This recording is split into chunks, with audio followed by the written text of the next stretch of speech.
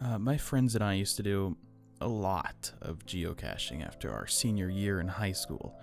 For those who don't know what geocaching is, it's essentially a worldwide scavenger hunt. People will select sites and conceal a geocache somewhere unobtrusive, then post GPS coordinates on geocaching websites where other searchers can download the coords and locate the cache. Usually, people who have found the object, often it's a chest or something hollow, will leave a note or small personal memento for future researchers to find and appreciate. There are several types of geocaches, and most of them are thematic in nature. Examples are scenic destinations, romantic sites, hard to reach areas, etc. This story begins when my friends and I decided to try a series of purportedly haunted locales within about an hour's drive of our hometown. It began innocently enough. Most of the sites had spooky backstories that were, of course, entirely fabricated, so we had a great time scaring the piss out of each other and generally creeping ourselves out. We'd begun searching after the sun had set to enhance the creep factor, but by around midnight, most of our large group had dwindled off and gone their separate ways. When we reached our last chord, there was just myself, Rebecca, Kevin, and Evan left, and we were determined to knock it off our list. Rebecca was our guide for the night, in charge of putting in the coordinates and reading us the backstory behind each site. So, while I drove, she began reading about the last one out loud to the rest of us. Now, I'm paraphrasing here, but it was something along the lines of, Hinkle Asylum, constructed in the early 1900s. The James Hinkle Asylum was built to house a burgeoning population of the criminally insane. Men who had committed vile crimes, rape, murder, torture, without any signs of remorse, were deemed mentally unstable and sent to this facility for further study and rehabilitation. Once committed, very few criminals were ever released back into society, and those that were usually had been given frontal lobotomies, a popular experimental procedure at the time, or electroshock therapy, both of which rendered the patient nearly brain dead, capable of performing only rudimentary tasks. So, some of the experiences included contemporary visitors to the asylum reporting hearing banging noises, cell doors opening and closing, and hearing cackling laughter that is abruptly cut short. It was pretty standard fare compared to the rest of the sites we'd visited that night, and we naturally had a good time psyching each other out for the next 15 minutes while I drove us to the asylum. We'd all heard about it. It was in our local area after all, and we knew it had been condemned and abandoned since as long as any of us could remember, so we figured it'd be a great place to run around and just be reckless teenagers without risk of getting yelled at by the cops. When we finally arrived, it looked like something straight out of one of those cheesy B movies they show on sci-fi.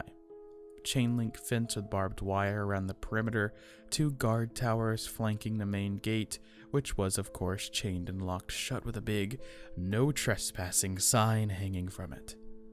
The asylum itself was decrepit, looking like it hadn't been touched for decades, which was surprising since we grew up in a pretty nice area where the municipal lawmakers tried to keep everything looking spiffy for the tourists. Needless to say, we promptly ignored the sign on the front gate and hauled ourselves over, cameras and GPS in hand, and walked towards the asylum. Now, given our attitude towards the previous sites, you've probably gathered that I'm somewhat of a skeptic. I believe that there are paranormal things that can't be explained yet, but I'm not exactly summoning demons in front of a bathroom mirror, so When we opened up the main door to the asylum, conveniently unlocked by the way, I dismissed the cold burst of wind as just stale pent-up air rushing out after being trapped inside for so long. My friend's bravado, however, quickly disappeared and they began shuffling their feet nervously at the entrance, hesitant to cross that invisible threshold. I took point, chivying them along with prodding taunts, and eventually everyone was inside. It wasn't as bad as I thought it'd be. Things were relatively clean and the entire building looked like it had been gutted. The paint was peeling, tiles popping up here and there, and the metal trim near the baseboards of the wall was in desperate need of some rust begone. But, aside from that, the place was entirely empty. No crazy-ass chairs with leather straps, no gurneys lying haphazardly around, just an old reception desk and 2 hallways leading off to the different wings. We explored for a few minutes, freaking ourselves out whenever we heard an old pipe rattle or rat squeak, but otherwise it was relatively uneventful. Our fears safely suppressed by the presence of each other, we began to get more adventurous, opening doors and peeking inside. The rooms were all empty, of course. Whatever company had been contracted to clear the place out did a pretty damn good job of removing any creepy decor. Bravado returning by the minute, Evan and Kevin dropped back without Rebecca or me noticing. They began running around, making noises to try and scare us. I'm not gonna lie, it worked until I realized they were gone and probably the cause of all the racket.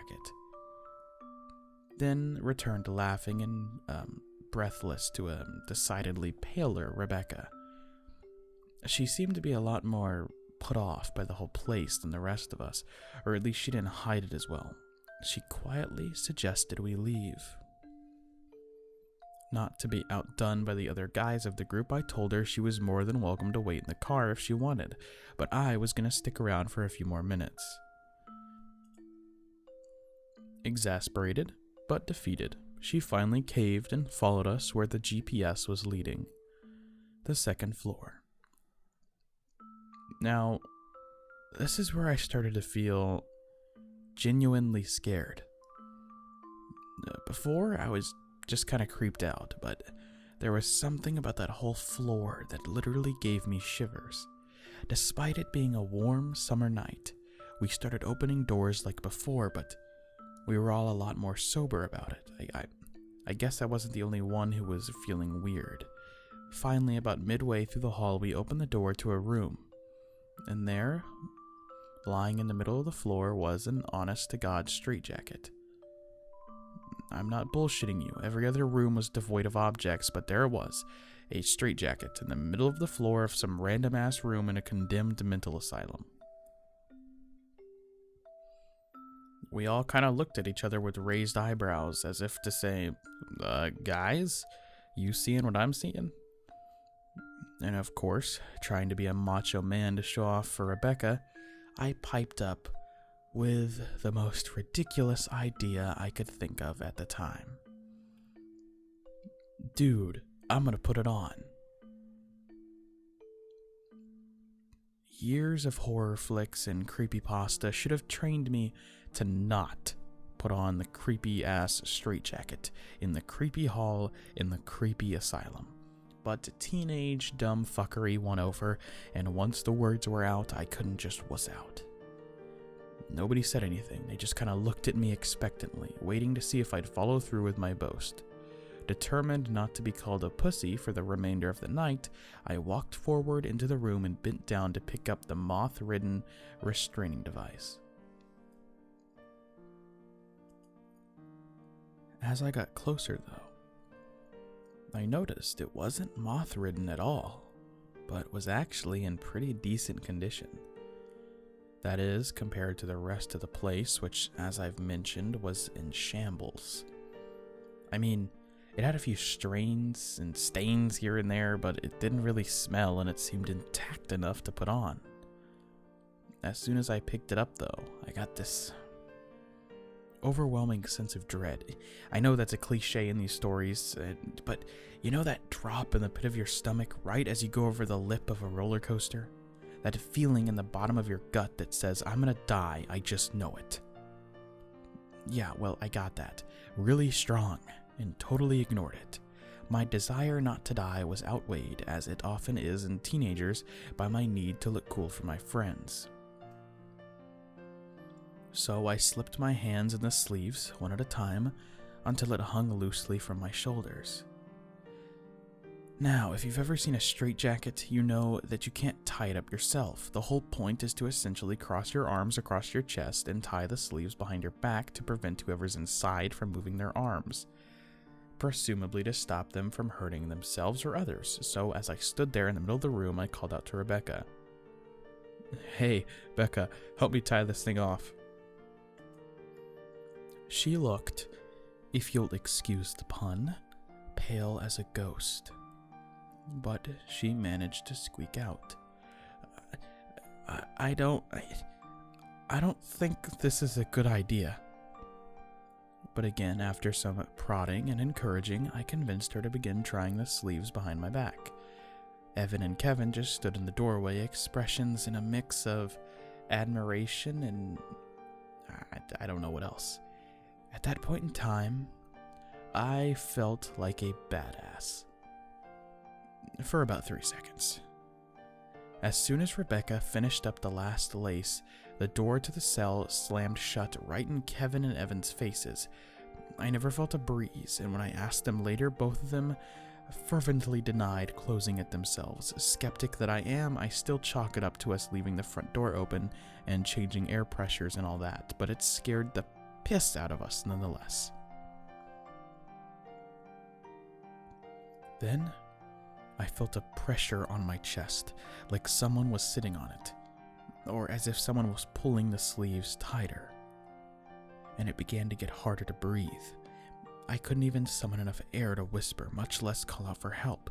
My vision narrowed to tiny little specks, and I swear I heard someone laughing shrilly as I neared unconsciousness.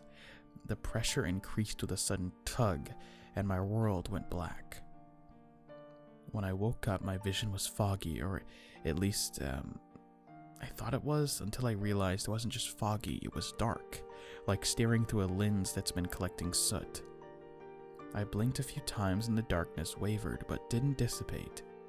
Now, I've passed out and blacked out before, but whenever I woke up, it was nothing like that. Either my vision gradually cleared up, or it was blurry, but never in my life have I been able to recreate the shadowy haze I saw in the asylum that night.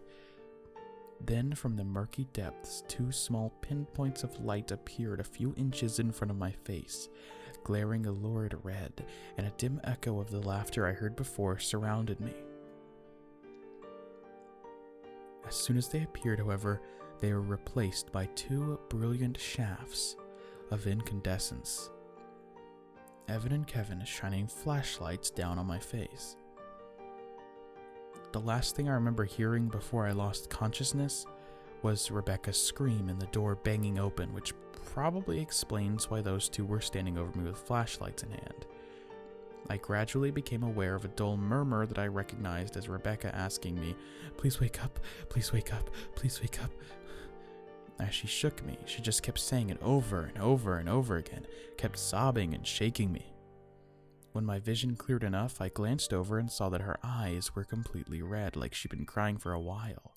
Trying to muster some shred of manliness, I found myself speaking in a surprisingly calm voice. Given how I was actually feeling, I remember distinctly what I said word for word. "Get those fucking flashlights out of my face, you douchebags." Expecting a laugh, or at least some reciprocal insults, I was kind of shocked when they just looked at each other quizzically, seemingly surprised. You're okay?" Evan asked, incredulously. "Yeah, why the hell wouldn't I be? Becca just tied the thing too tight. I couldn't breathe, so I passed out. How long was I out for?" I inquired. Apparently it had been long enough for them to untie the straitjacket, allowing me to rub a hand across my face. Another shared look of disbelief. "Dude," Kevin began slowly, "you've been out for like 15 minutes. We were about to call 911. We kept shaking you. Evan even tried pinching you so hard he drew blood, but you wouldn't wake up." I felt a cold chill run down my spine, and the straitjacket hanging limply from my shoulders suddenly began to feel a bit tighter. Hastening to pull it off, I tried not to look panicked as I threw it to a corner of the room. Rebecca just sat there, still shaking and crying a little bit, and in spite of the ordeal I'd just gone through, I had enough sense to go over and try to comfort her. We left that room without a word, geocache be damned, and walked back to the car in complete silence, broken only by the occasional sniffle from Rebecca. The sun started coming up, and as I dropped everyone off at their respective homes, we said our quiet goodbyes. Rebecca was the last stop before I finally made the trip home myself. Being the gentleman that I am, I walked her to her door, but she paused at the entry and looked me in the eye. In the light of the gray dawn, I could see her eyes were still reddened from all the crying. She was very quiet, and she said, I have to ask you something."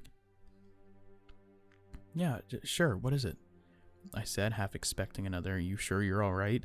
like I'd been getting the whole ride home. She surprised me by asking, "Do you know how long it took Evan and Kevin to get the door open?" Her eyes held a look that I could never forget. It was raw fear. Something happened in that fraction of time between me blacking out and them getting in there that had absolutely terrified her. And seeing that look, I realized. I was blacked out for 15 minutes. How long was she alone in that room? No, I replied slowly. "How long?" 5 minutes. They said it took 5 minutes for them to open that stupid door. I was in there, and I saw you, and I saw..." She broke off, another sob stopping her mid-sentence. At that point, I didn't want to know. I still don't want to know. I gripped her by the shoulders and said firmly, "Rebecca, it doesn't matter. No matter what you saw, I'm here. You're here. We are both safe. It doesn't matter. Nothing bad will happen, I promise." She just nodded numbly, opened her door, and walked inside her house. The next time I saw her, she was back to her usual self, but whenever I bring up that night to her, she freezes up and turns to stone, refusing to discuss it. I stand by what I said before. I don't know what happened in that room, and I don't ever want to know. But I still, to this day, have nightmares about those two glowing red lights in the darkness, and sometimes as I lapse into sleep, I hear faint echoes of shrill laughter following me down into the depths of unconsciousness.